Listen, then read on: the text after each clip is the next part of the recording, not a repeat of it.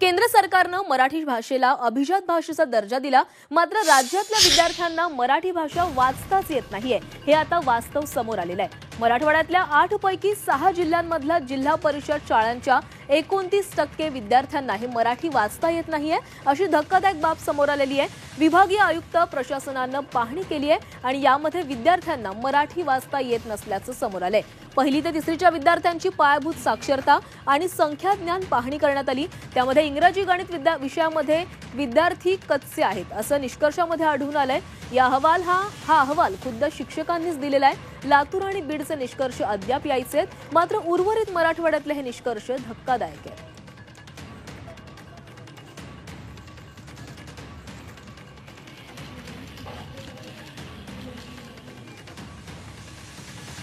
तर मराठवाड्यातील पहिली ते तिसरी पर्यंतच्या विद्यार्थ्यांचा मराठी वाचता येत नाही। पाहूयात ग्राफिक्सच्या माध्यमातून ही आकडेवारी काय।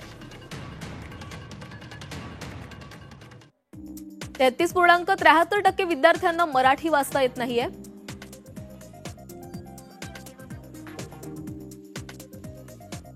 एक 1,16,741 पहिलीतील विद्यार्थी 5 शब्द असलेले लहान वाक्य वाचतात। 29,371 विद्यार्थ्यांना लहान वाक्य वाचता येत नाही। -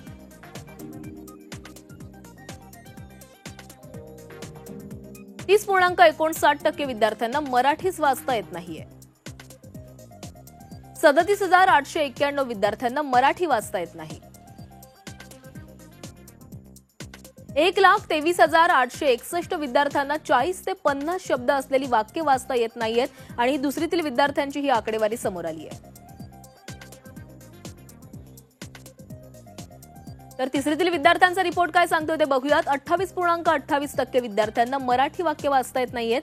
37,439 विद्यार्थ्यांना मराठी वाचता येईना। 1,32,385 विद्यार्थ्यांना 60 शब्द असलेले वाक्य वाचता येतात।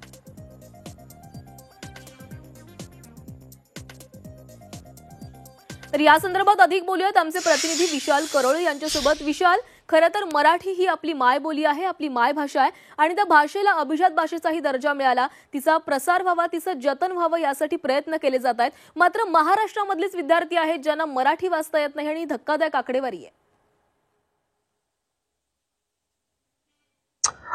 अगदी खरं आहे आणि महाराष्ट्रातले नाही तर मराठवाड्यातले हे सगळे विद्यार्थी आपण म्हणूया की जिथं मोठ्या प्रमाणात मराठी बोलल्या जाते, मात्र या आमच्या मराठवाड्यातही जर विद्यार्थ्यांना मराठी वाचता येत नसेल, मराठी लिहिता येत नसेल, तर यापेक्षा दुसरं दुर्दैव काय असं आपल्याला म्हणता येईल।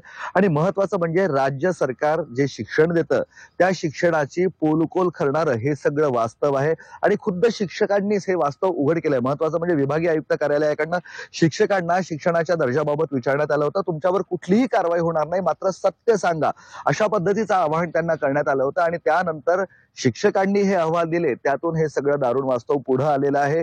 या विद्यार्थ्यांना मराठी वाचता येत नाही, मराठी लिहिता येत नाही, सोबतच पहिली ते दुसरीच्या विद्यार्थ्यांना ABCD ओळखता येत नाही, अक्षरं ओळखता येत नाही, सोबतच संख्या, बेरीज, वजाबाकी यामध्ये सुद्धा हे विद्यार्थी प्रचंड कच्चे आहे।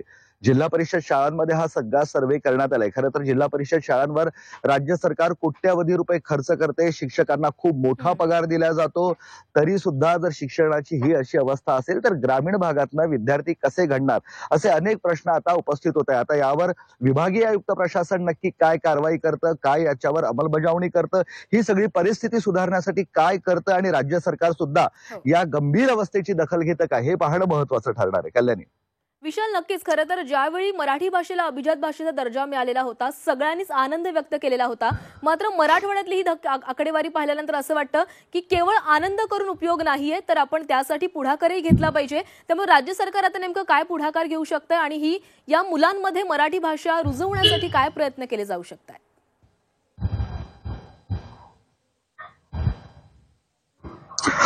खरं तर आता या सगळ्या प्रकारचा राज्य सरकारनं गांभीर्यानं दखल घेण्याची गरज आहे। विद्यार्थ्यांना मराठी लिहिता वाचता येत का नाही, त्यांना शिकवल्या जात नाहीये की त्यांचं फाउंडेशन जे आपण म्हणतो ते खूप जास्त कच्चं आहे आणि ते दुरुस्त करण्यासाठी नक्की काय करावं लागणार आहे याची शहानिशा करण्याची आता गरज आहे। खरं तर एक 4-5 वर्ष आधी सुद्धा एक अहवाल आला होता, भाषा समितीकडनं हा अहवाल करण्यात आला होता।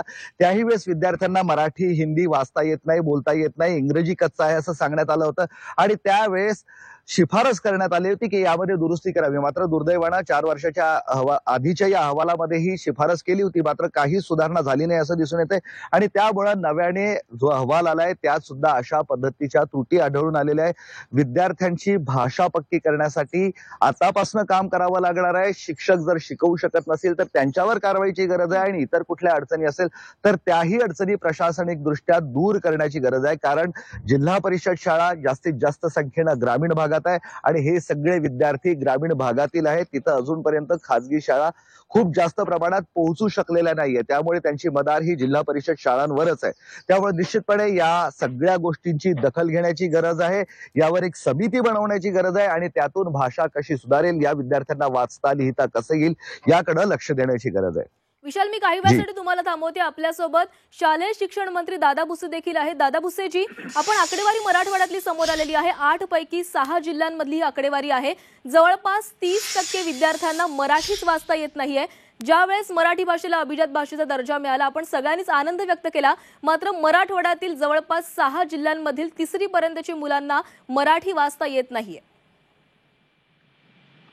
नाही, निश्चितपणे असं जर काही अहवाल आलेला असेल तर ही गंभीर बाब आहे। आपल्या सर्वांच्यासाठी हा चिंतेचा विषय आहे।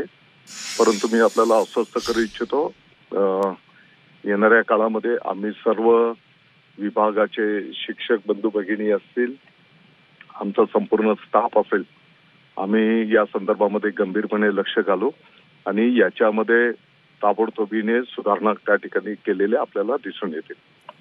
दादा भुसेजी, काय उपाययोजना नेमक्या केल्या जातील? कारण एका बाजूला शिक्षकांची संख्या देखील वाढवली पाहिजे, कारण अशा ग्रामीण भागातल्या शाळांमध्ये शिक्षक देखील कमी आहे, त्यामुळे मुलांकडे देखील दुर्लक्ष केले जाते। त्यामुळे मराठी भाषा जर रुजवायची असेल तर तुमच्याकडनं म्हणजेच राज्य सरकारकडनं काय उपाययोजना केल्या जाऊ शकतात? बघा, प्रत्येक क्षेत्रामध्ये अडीअडचणी आहेत, तशा याही क्षेत्रामध्ये अडीअडचणी आहेत हे मी मान्य करतो। उदाहरणार्थ शिक्षकांची संख्या कमी आहे, शिक्षकांना ज्ञानदानाच्या कामाच्या ऐवजी इतर अनेक कामं आहेत। हरकत नाही, आम्ही हे आव्हान त्या ठिकाणी स्वीकारू, थोडं जास्तीचा वेळ देऊ आणि सर्व कष्टपूर्वक हे मिशन आम्ही पूर्ण करू। त्याच्यासोबतच पालकांना, गावांना पण आमची विनंती, आव्हान असणार आहे की आपले जे विद्यार्थी पाल्य आहेत त्यांना आपण शाळेत पण पाठवा। काही ठिकाणी आपल्याला हे पण बघायला मिळतं की शाळेत पटावर संख्या वेगळी असते आणि हजर विद्यार्थ्यांची संख्या वेगळी असते। काही विद्यार्थी आपल्या पालकांच्या सोबत उतरणार, ऊस तोडायला काही पालक जातात, त्यांच्यासोबत ते लहान मुलं पण त्यांच्यासोबत जिकडे ऊस तोडायला गेले तिकडे ते सोबत नेतात आणि म्हणून अशा पद्धतीने विद्यार्थ्यांची शाळेमध्ये प्रत्यक्ष उपस्थितीची संख्या पण कमी असते आणि म्हणून या सर्व गोष्टी लक्षात घेऊन आम्ही गावांना पण विनंती करणार आहोत, पालकांना पण आवाहन करणार आहोत, ज्या पद्धतीने मंदिरं देवाची आपल्याला महत्वाची आहेत त्याच पद्धतीने ही ज्ञानदानाची मंदिरं, शाळा सुद्धा महत्वाच्या आहेत आणि सर्वांचं सहकार्य घेऊन आम्ही हे मिशन पुढे नेऊ। दादा भुसेजी, खरं तर जर 29% विद्यार्थ्यांना मराठी वाचता येत नसेल तर हे कुठेतरी शिक्षण विभागाचं अपयश आहे का? आणि जर हे अपयश असेल तर तुम्ही नव्याने शालेय शिक्षण मंत्री झालात, तुमच्याकडे काय नवा प्लॅन आहे? मी तेच तुम्हाला सांगितलं की आम्ही विद्यार्थ्यांच्या पालकांना पण विश्वासात घेऊ, शिक्षक बंधू भगिनींना पण विश्वासात घेऊ आणि एकंदरीत काय तर या सर्व गोष्टींमध्ये सुधारणा झाली पाहिजे। नुसतं मराठवाडाच नाही तर राज्यव्यापी आम्ही या सर्व सुधारणा करून दाखवू। धन्यवाद दादा भुसेजी, तुम्ही दिलेल्या सविस्तर प्रतिक्रियेसाठी। तर आपण बघितलेलं आहे शालेय शिक्षण मंत्र्यांची प्रतिक्रिया समोर आलेली आहे। लवकरच या संपूर्ण शिक्षण पद्धतीमध्ये आम्ही सुधारणा करू आणि केवळ मराठवाड्यातच नाही तर महाराष्ट्रभरामध्ये मुलांमध्ये मराठी रुजवण्यासाठी आम्ही प्रयत्न करू आणि उपाययोजना करू, असं आश्वासन त्यांनी झी 24 तासवर दिलेलं आहे।